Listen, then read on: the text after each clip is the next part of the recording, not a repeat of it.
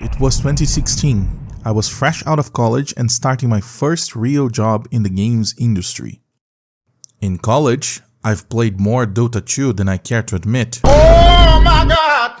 But at that moment, the fever had subdued. My friends and I were all retiring from the game, and I was left with a void. And then...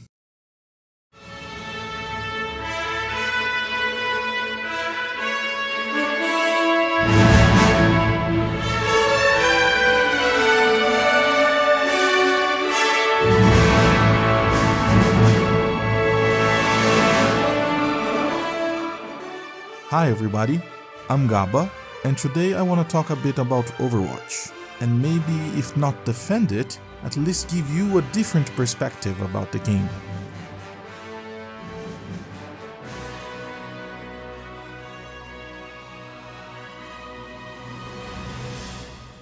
The Overwatch beta launched for the whole public in May 4th, 2016, and it was everywhere. And after watching one of the best cinematics I've seen in my life, I had to try it. And it was beautiful. At that point in time, nobody knew how to play, and a lot of people that don't even care about shooters like myself were pouring into the game.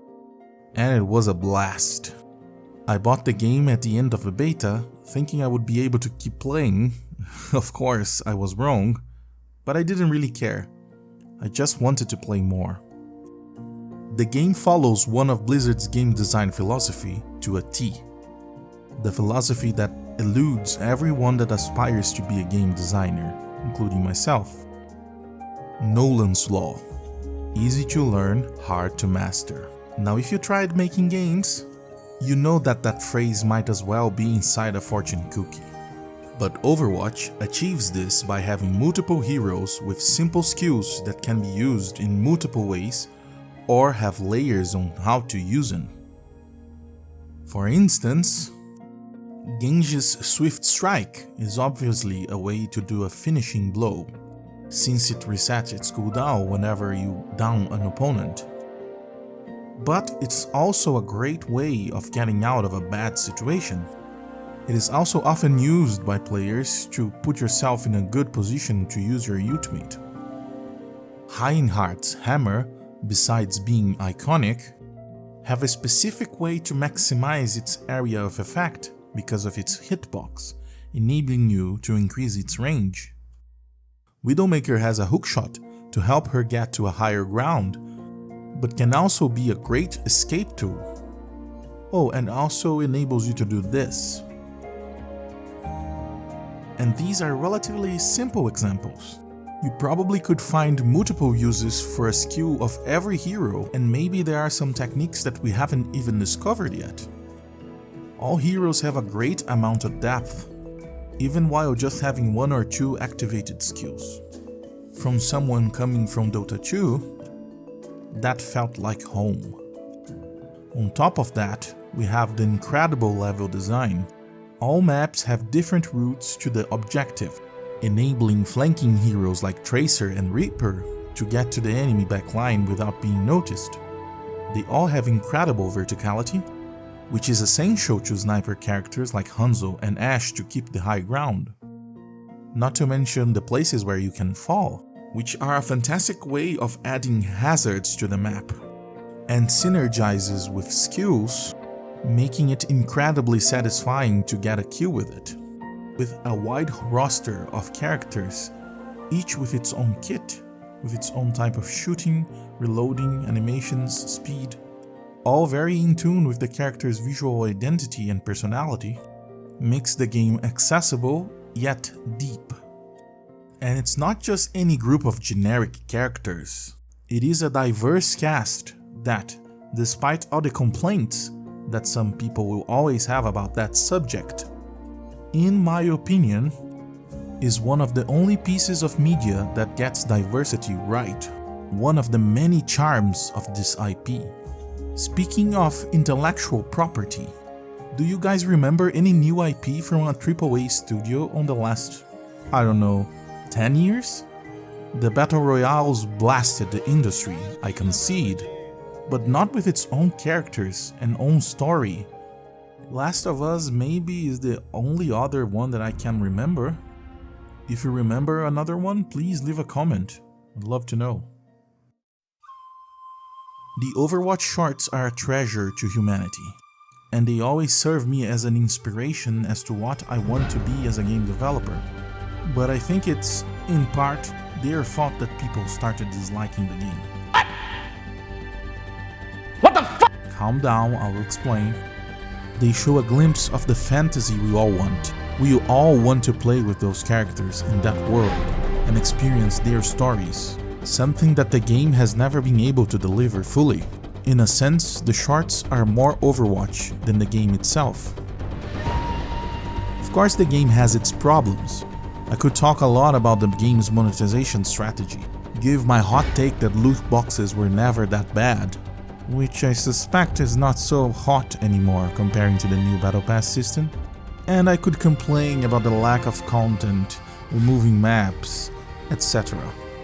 But let's be frank, that's not the problem.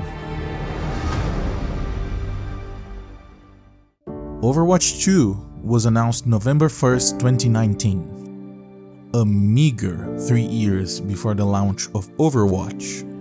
And the whole reason for this quote-unquote sequel was the Hero Mode PvE. It was Blizzard's oath to fulfill the vision that the cinematics instilled in our hearts, to bring a bit more of Project Titan into this world. At the time, Blizzard was going through a major scandal, and initially to me this announcement seemed more like a distraction more than anything. And boy oh boy, what a distraction it was. I cannot watch the damned announced cinematic without getting tear-eyed and pumped. Some people, understandably, sweared off of Blizzard, vowing to never give a cent to them. Some people were skeptically optimistic about the game.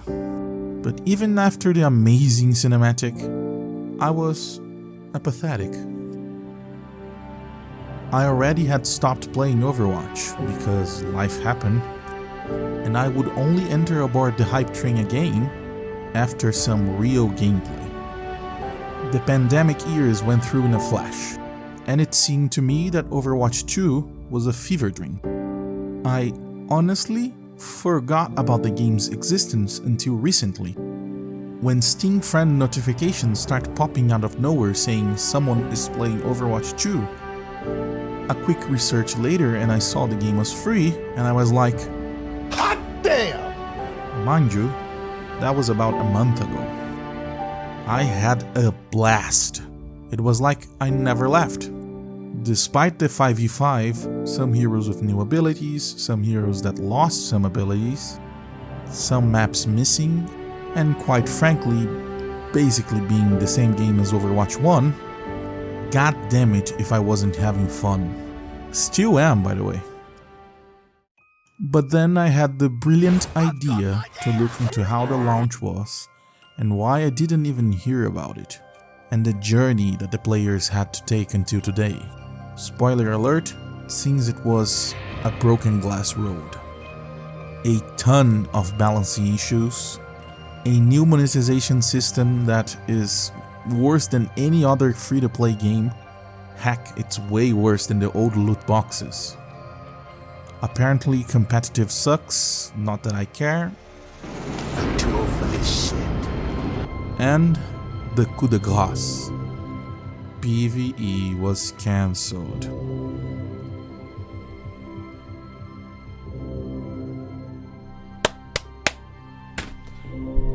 Well, now, even I, that didn't even remember the game, was disappointed. Blizzard, the PvE was the only reason for you to make this game. Currently, this looks a whole lot more like a major patch than anything. And you cancelled it? Worse, you have the balls to put some excuse of story content in a paywall? Now the whole picture was formed for me, why people had so much vitriol about this game, despite, in my opinion, being quite good. Well, as I mentioned before, I have worked in the games industry. and worked in the greediest and darkest corner of all, mobile games. Granted, all very small, third world country companies, but I think I have some insight that makes me feel empathy of all things.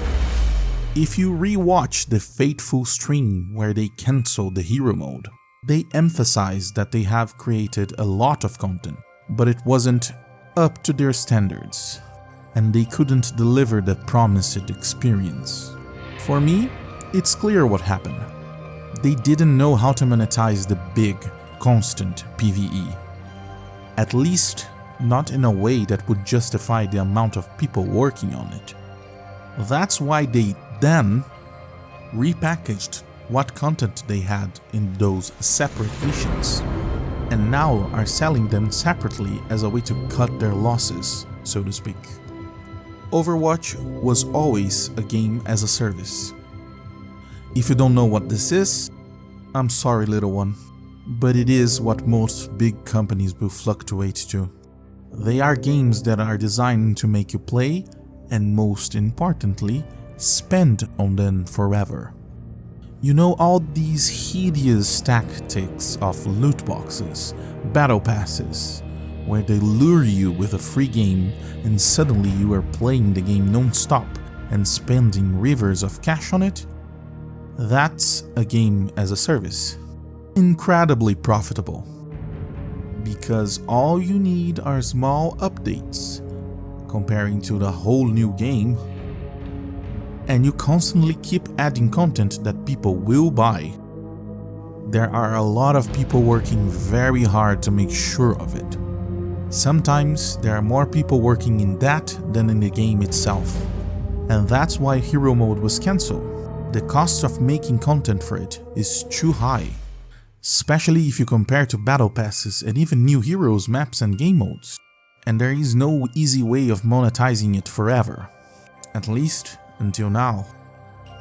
And that makes me feel extremely sad for the devs. I am 100% sure they are completely anguished from that.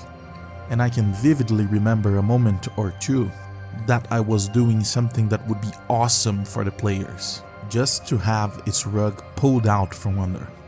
You could argue that maybe if the hero mode was sold as a game for $60 and billions of people would have bought it, and it would make $1 bajillion, but that's too high of a risk, especially when you're selling battle passes like water in the desert.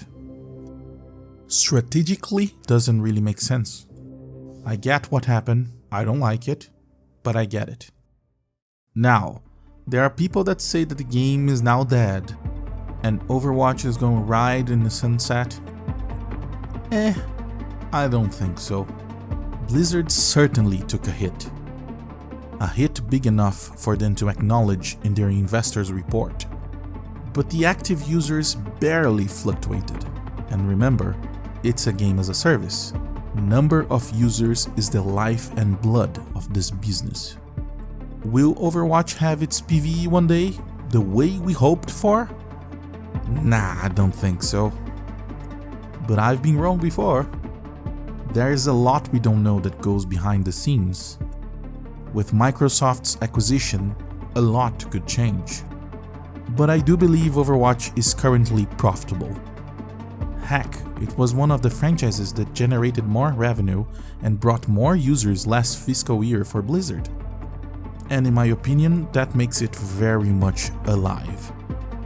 From my recent and short experience with Overwatch 2, I think the devs are doing great with what they have. There is a great amount of transparency, and apparently they are very active listening to feedback.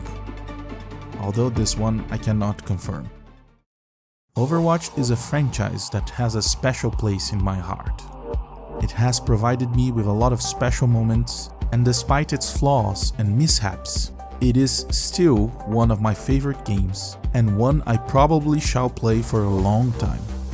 If you've never played it, I'd recommend it.